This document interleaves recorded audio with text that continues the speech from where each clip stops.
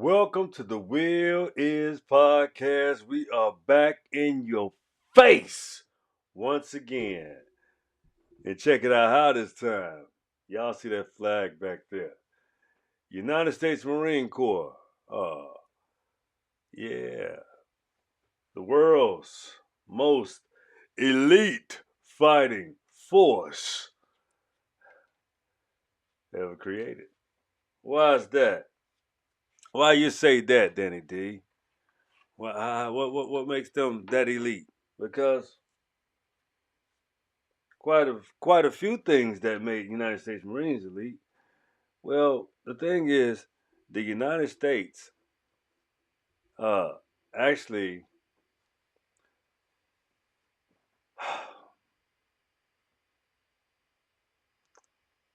it's just that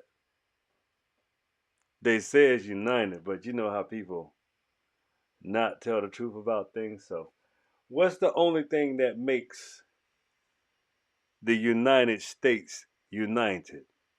I'm gonna tell you exactly what it is. It's the people. And who are the people that makes it united? The indigenous people, the the aboriginals. Like me. Yeah, we know who we is. You know, they call us African Americans,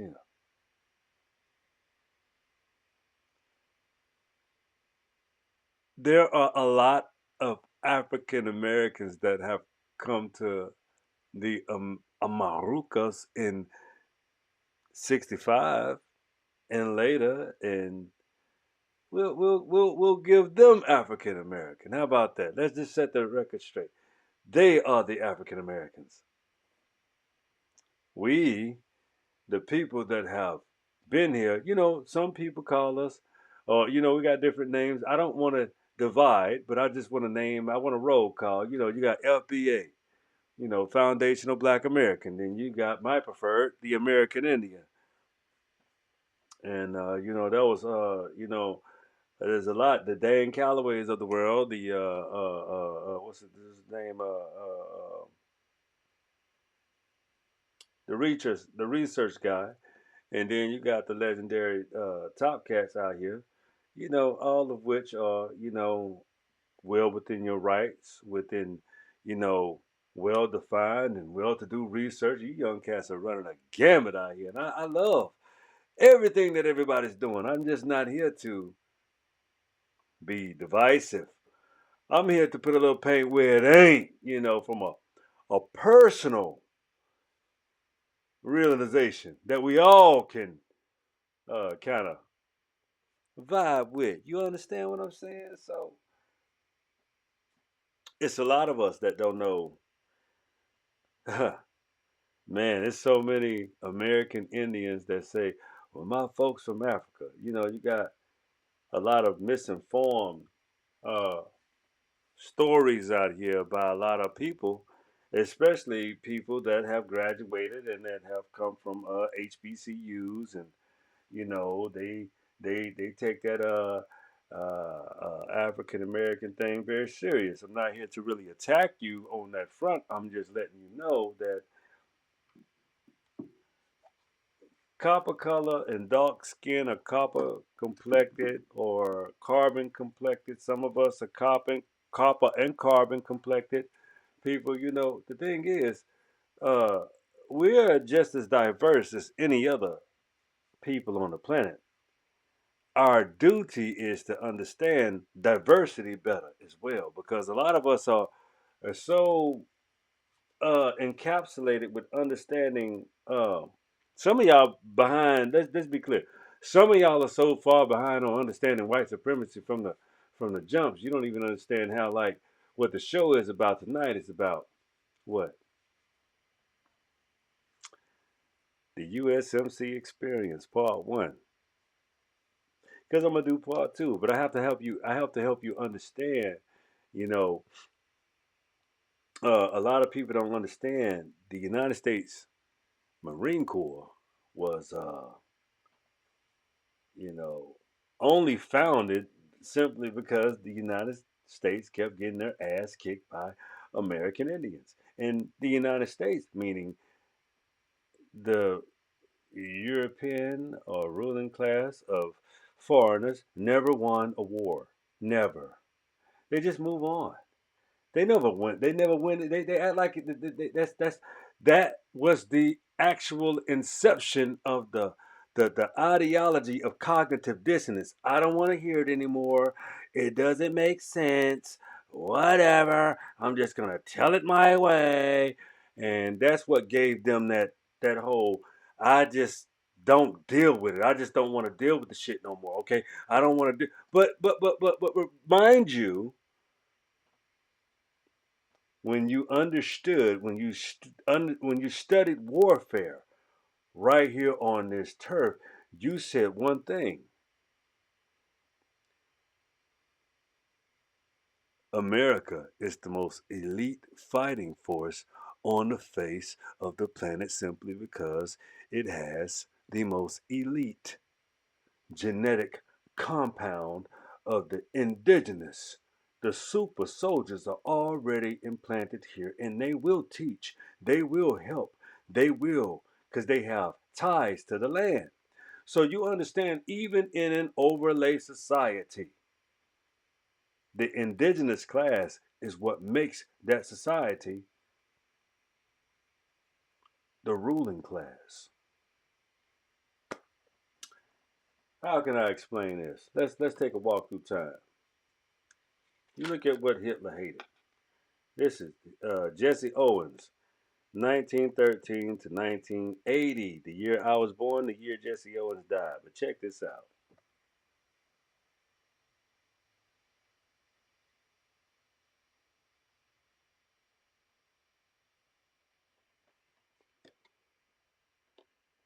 By virtue of the four gold medals he won in the 1936 Olympics Games in Berlin, Jesse Owens is remembered as one of the greatest track stars ever to compete in the Olympics.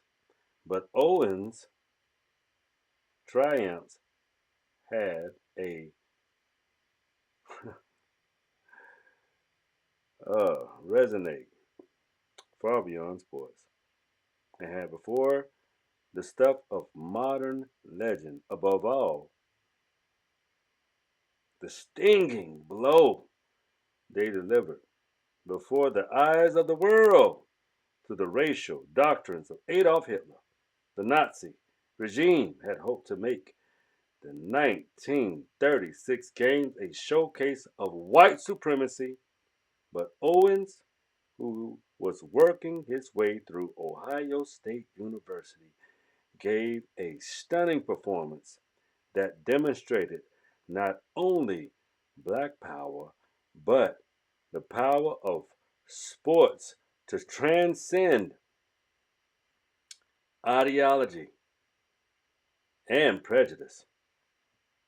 Believing that the African American is what they called us at the time, who achieved success, should think in terms of not only himself, but also how he can reach down and grab another black child, pulled him to the top.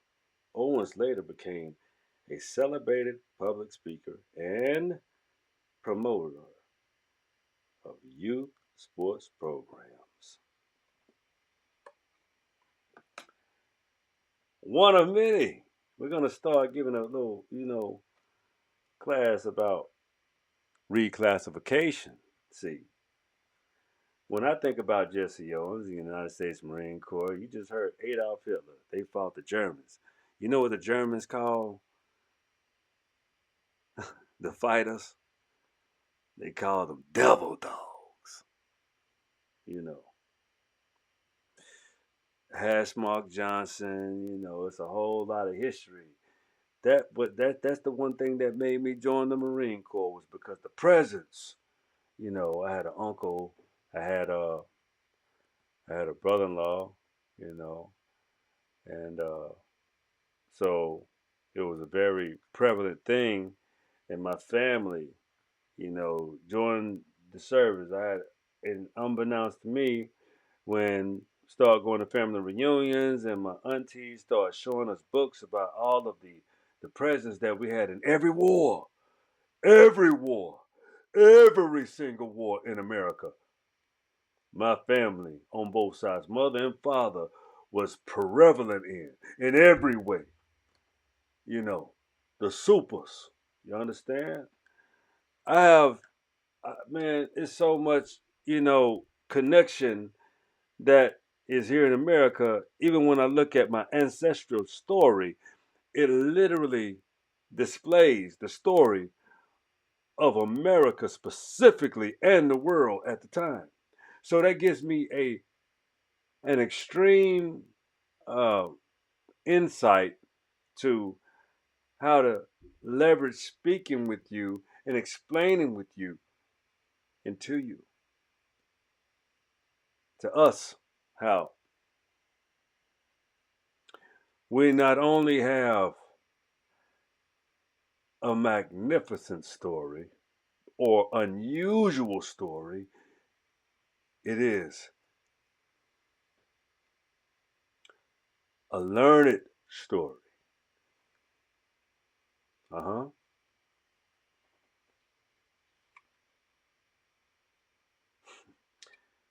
I don't want to read everything through.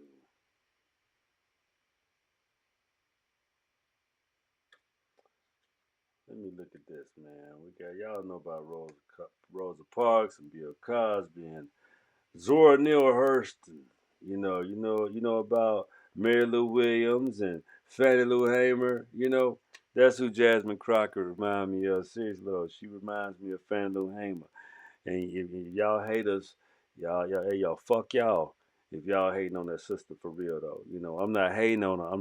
I just people have the right to fight and use the strengths that they need in order to feel,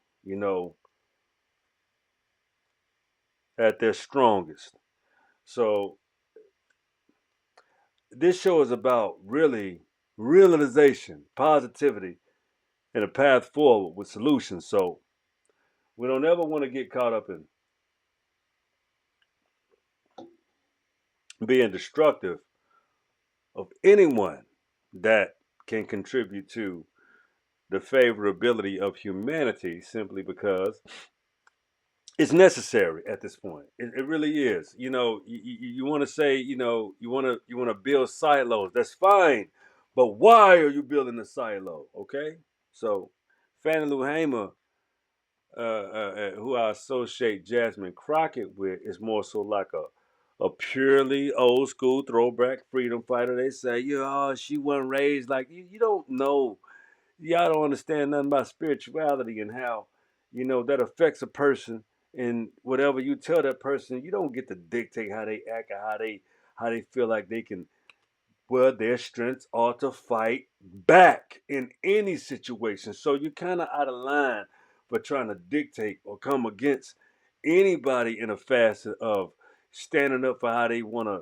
do it. And in her position, I feel that it's necessary to, if you can't say nothing positive, if you can't say nothing to support the sister, don't say nothing to knock the sister. Are you in her position? If you're not, you know what you should do. You're smart enough to know what you should do. Stop always denigrating and start appreciating and find the positive angles and kind of add to her cause, vice denigrating. It keeps a lot of people confused. It keeps a lot of people, not me of course, but I'm trying to put a little paint where it ain't, like I say. I'm letting you know that use your own calculations and understand things from a pivotal point that does exist before you think of the point that is so pivotal at that point and why, but add and address and move forward. Add, address, move forward.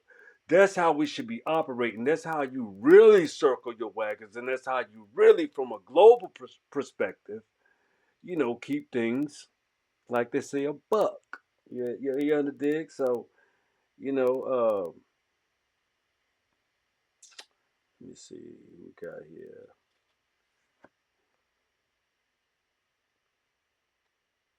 Y'all know about W.B. Du Bois and George Washington Carver. You know. Let me tell you about Claude McKay, 1889 to 1948. One of the most preeminent voices in the Harlem Renaissance, poets, novelist, Claude McKay wrote one of the sweet experiences of his early years in Jamaica, of life in Harlem, of his travels in Europe and in the Soviet Union, but the core of his work has raised in the injustices of racial prejudice. The white man is a tiger at my throat, drinking my blood as my life ebbs away.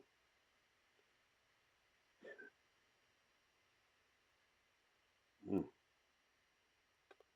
And maturing that his terrible stripped coat is freedom and pretends the light of day. Tiger, a gentleman of acute intelligence, McKay held many jobs throughout his uh, peri- peripatetic life to support the literary work that was his true vocation, his dedication. He gained his respect in his reader, both white and black. It also brought his honors. In 1912, he became the first black islander to receive the Medal of the Jamaican Institute of Arts and Sciences. 16 years later, his home in Harlem became the first novel by a black writer to reach the commercial bestsellers list. It was reprinted 5 times in 2 months. So you understand, even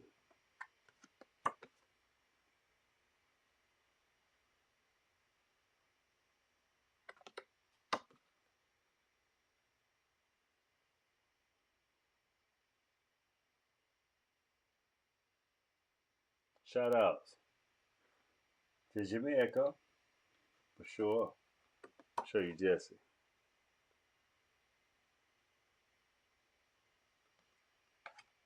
So understand what I'm trying to give you. Edith Spurlock Sampson. Check that out. Edith Spurlock Sampson, 1901, 1979. Edith Spurlock Sampson was an achiever, a trailblazer, and ultimately an enduring example of the person who, resultly and often without fair fan, changes a system from within. The Philadelphia as a child in Philadelphia, she determined to get an education and work to reveal in some way a plight of the urban poor around her. Her desire was led first in the social work and the studies of law.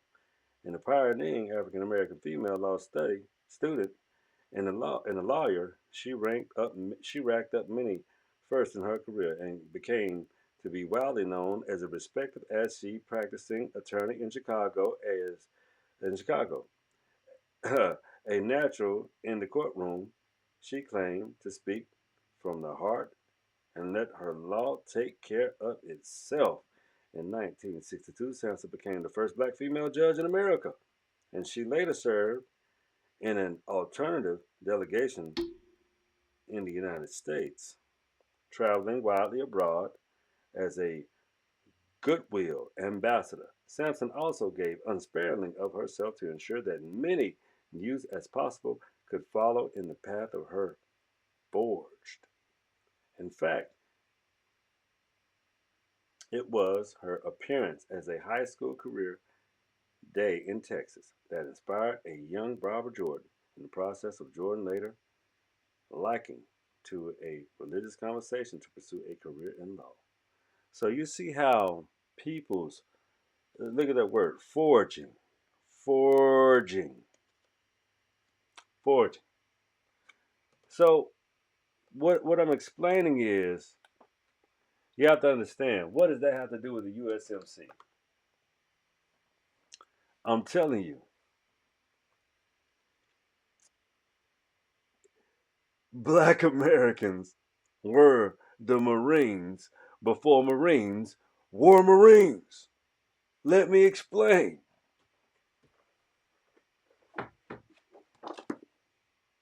See this? Dread a tale,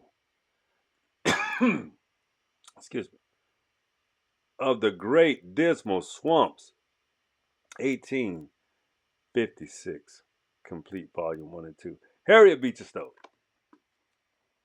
Well, they said the Marine Corps was 1776. Oh, well. This was written then. This is years, years and years of tales. Oh, man. I can't really read this book to you, but I advise you to buy this book. I'm in 22 minutes, so I'm going to tell you. I'm going to try to give you a snippet of it. Let me see if I can carve a piece out for you real quick. Let me see if I can do that. Because it's a very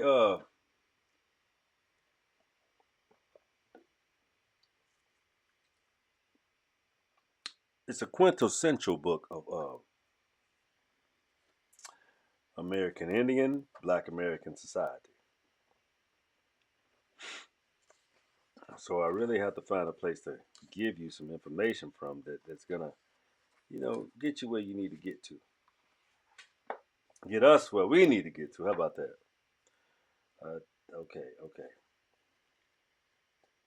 Here we go. You can finish your discussion some other time. Come, Father Bunny, come forward here and strike up the hymn.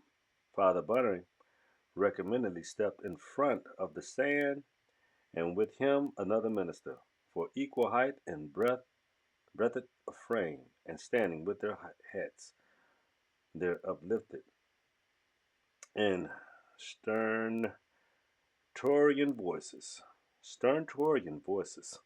the following hymn: Brethren, don't you hear the sound?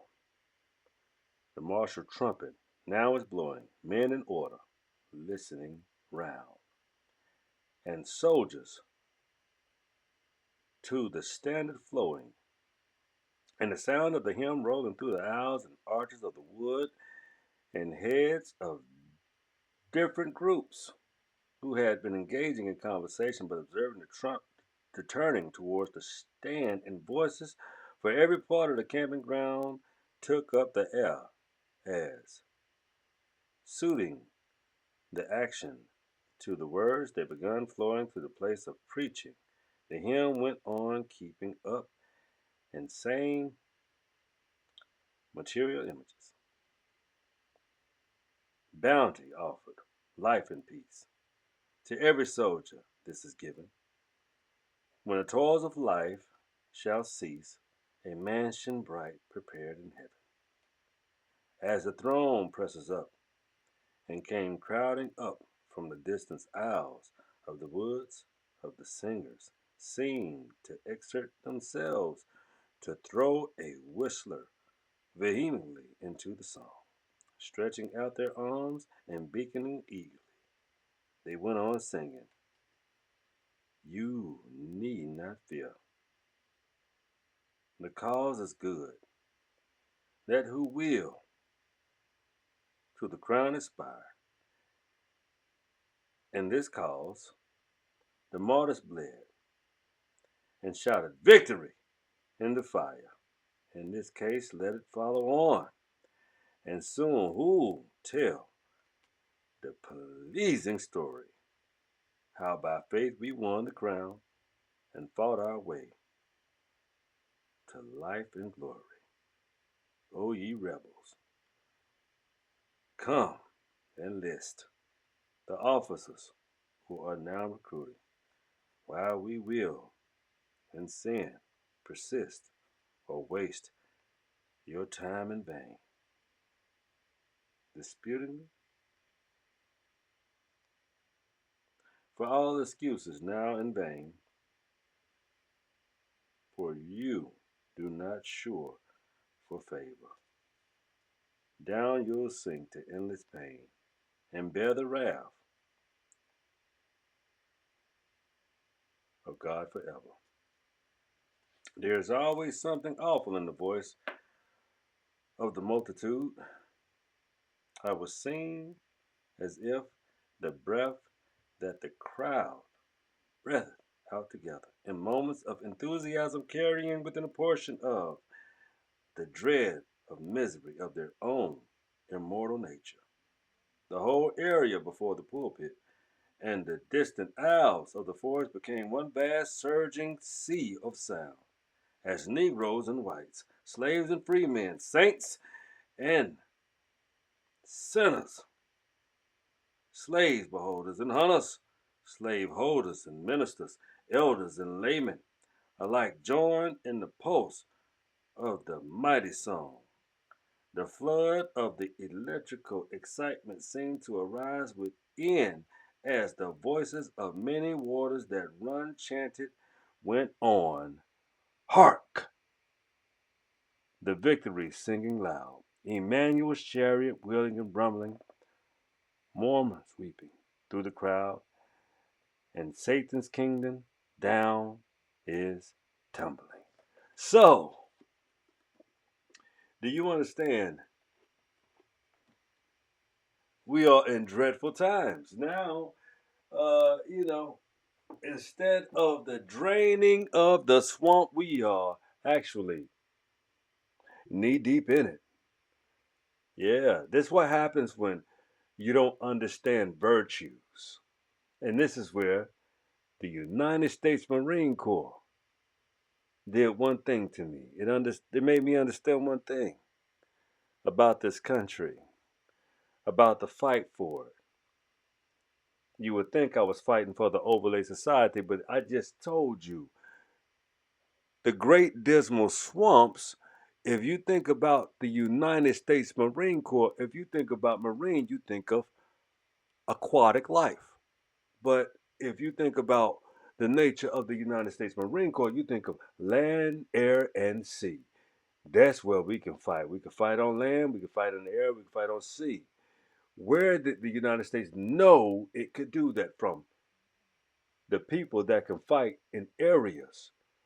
And if you cultivate or if you outmaneuver that class of people that already exist and don't tell them who they are and build them up in your image. You understand how I got so learned on understanding the building of an image? I was built up in the Marine Corps, but I was also raised on a reservation. But I was built up so called new United States Marine Corps. Okay? Yeah. New man, new warrior. We're not even called soldiers, we're warriors. So when you United States Marine Corps, you the cleanest, the tip of the spear. The America's fighting force is what they used to call us, the world police, all those things. But why could America even do that? They knew who gave them the hardest time conquering and becoming an overlay nation. I fought for this nation in the United States. Oh, yeah, here we go. Marine Corps. Boom. United States Training and Education Command Headquarters and Service Battalion. United States Marine Corps. Quantico, Virginia. That was my second duty station. My first duty station was Camp Lejeune, North Carolina, where I met Man, equal places that I've met. I spent the 8 years. I got a lot of friends, uh, brothers to this very day that really do equal the people that you see that I show you on these cards, man. Like they're doing wonderful things. And, at one point in time, you know, when you think about how these are people that are in history, let's look at the likes of I bet some of y'all don't even know who that is. That's Benjamin Banneker, man. This is Benjamin Banneker. Let me show you who Benjamin Banneker. I'm gonna read this. I'm gonna read this card because I don't know if y'all can see it. So let me read you about Benjamin Banneker, astronomer, mathematician, and surveyor. This is one of the most important men in American in Western history. Yeah, he was black. Okay, so here we go. Take me the water. All right, it's over with. Okay. Benjamin Banneker spent his entire life on his father's farm in Baltimore County, Maryland. Lacking his extensive formal education, Banneker taught himself literature, astronomy, history, and mathematics. He compiled his first uh, emissaries in 1791, which gave him positions in the sun, moon, and planets for each day of the year, solar and lunar, eclipses, tides, tables, and the like. The informative was the basis of his almanac, the work that was widely published. Banneker also constructed a wooden clock that kept time accurately.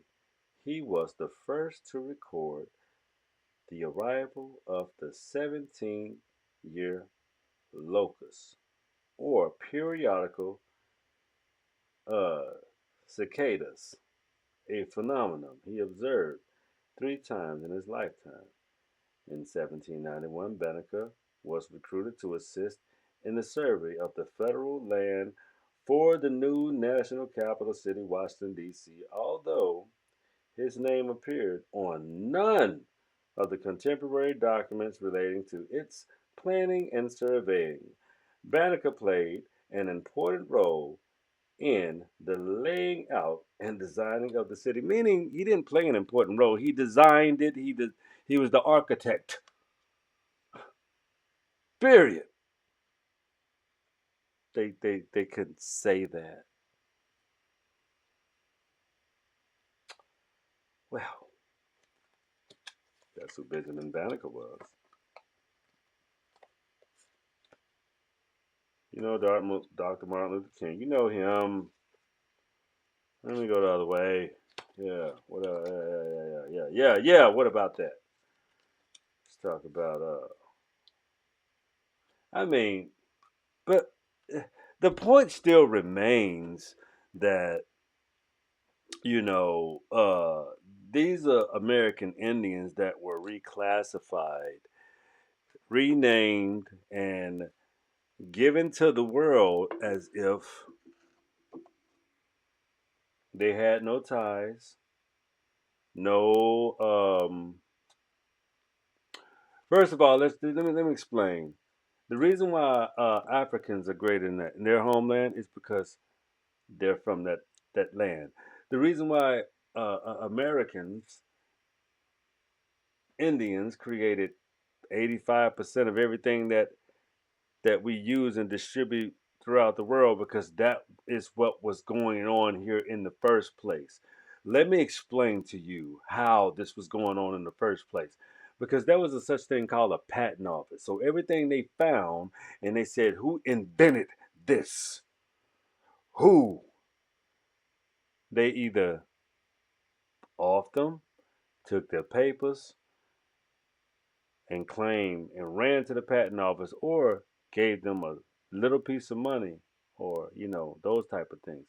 Y'all, we're gonna go through all of these type of things and show you how we were ripped off and robbed for, the most essential elements that would not only have American Indians, or what you would call Black Americans, the most the wealthy people in the world.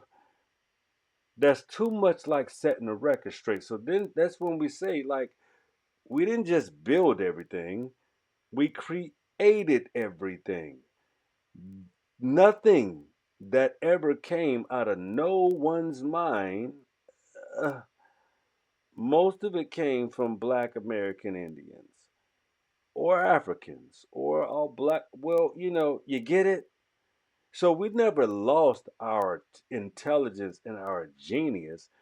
We wasn't not allowed to think or even be able to speak on the world stage.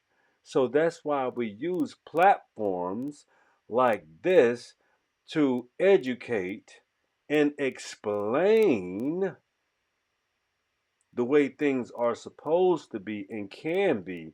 But a lot of people have to let go of their egoic connotations as if they've done things that they have never done and don't have a record of doing.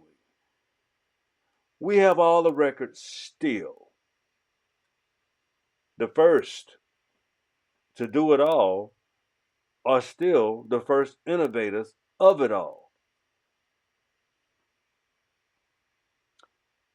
Every tool that is used today is a tool to degrade the melanated, copper complected, or carbon based being. You have to understand how it's not your job to raise yourself above someone else, but it is your job to improve yourself to your able abilities. And you cannot achieve that by hating, distorting, or destroying another people to enhance or try to achieve by degrading another kind.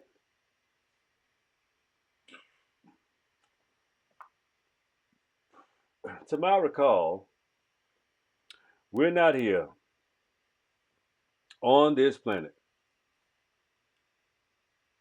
to degrade, destroy, or deceive. When I was in the Marine Corps, we were assigned tasks. We were told how to behave because we could not give up locations. We could not give up certain types of information, or we always had to be ambassadors of the United States.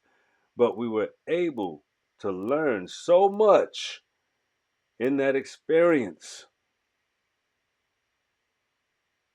I didn't know how much people knew about American Indians. I didn't know how much people knew about black people until I was able to travel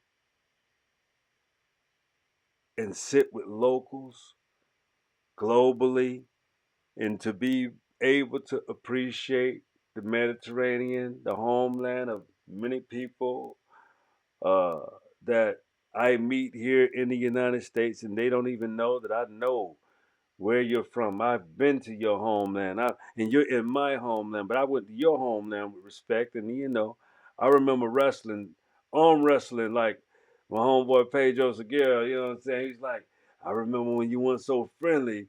You know what I'm saying? In some countries, Italians, man, they try to wrestle me, arm wrestle me, one arm. They had two arms, two men, one arm. I beat both of them. And we had a good time, but we was drinking and having a good ass time, man. But there was a lot of camaraderie with soldiers, from an international perspective, and that was in Italy when I was in the Marine Corps and stuff. So I've fought in combat, I've shot weapons, and I've received, all type of fire too. But we survived because more Marines die in combat dying. Nah, more Marines die in training than they do in combat. That's how elite the United States Marine Corps Fighting Force at the time in 1998 to 2002. That was the time I was in Victor 38. You know, uh, man, that's one of the most dynamic, most deployed battalion in the Marine Corps when I was in there at the time, before I went to Quantico and become just an instructor. I had a lot of jobs when I was in Quantico. Taught me a lot. It was officer country, not my kind of place. It let me, being in Quantico humbled me to let me know I was a real field Marine and I was more comfortable being in the field and being in the grunts, but I love being in the as a in garrison too, because you still had to train and all of that good shit, stay in shape, but it was very administrative and very you know I was at Marine Corps University, and I was also at Command Control System School. I was an instructor, and a very damn good one. But there was so much turmoil due to, sometimes you think some people are so, the Marine Corps. Well, would it be so unorganized? Well, some people that are in charge shouldn't be. So a lot of times, you know, even in the armed forces, America can a lot of the times shoot itself in the foot by practicing entirely too much uh, bias and prejudice, and wanting a person to take a position to have their physical likeness and their mental likeness and want them to think like them, and knowing that's not the best for the whole, but they know it's best. And that's like the unwritten rule of white supremacy that has seeped into the service and things of that nature. And white supremacy had extremely global impact, even with Ukraine and throwing the black Africans off the trains and stuff like that. Uncool. But you're spending all of this money, so you got to think about priorities and everything about all of these equations, because, yo, man, there's a lot of dirt being done around the world, and we got to be real with ourselves. We have to unite unless we're all going to do something that we don't want to do. You ain't ready for that. I've been in war. I was in Kosovo, 99. You understand? Milosevic, all of these things. I'm telling you, I have been thanked by people that come from those regions. And I give them my story. I say, I hear your accent. I know you from. I spent time in that region. They say, man, thank you. Thank you so much. They acting like that doesn't even exist. The man that sold my wife her car 4 years ago. And yeah, yeah, they tried. They you see they doing it in plain sight now, right? Erasing shit, erasing. Like you erasing. Yo, that's an old tactic that America has always done. They just doing it in plain sight now. You think they didn't do it back then? It was in the. They did it back then too. So when you have a history, when you learn your history, you would be so proud to understand the mysteries. It will put a lot of pieces into play and place for you in order for you to understand how you needed the Marine Corps in the first place.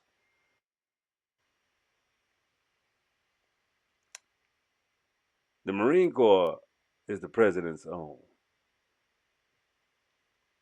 Understand how strong that is. How you gotta have some of the baddest motherfuckers in America to do that shit. Yo, I'm gonna do part two. I just had to do part one to let y'all know how it really, there's a everything has a construct. Everything has a foundation. Everything has an origin. That's mine. I got part two for you. But understand this. Say it with me. Come on. The will. is yours. Yeah, part two coming soon. Yeah, the USMC Experience part two is coming soon. Peace and love, people. I'll holler at y'all for real. Later. Might see you tomorrow.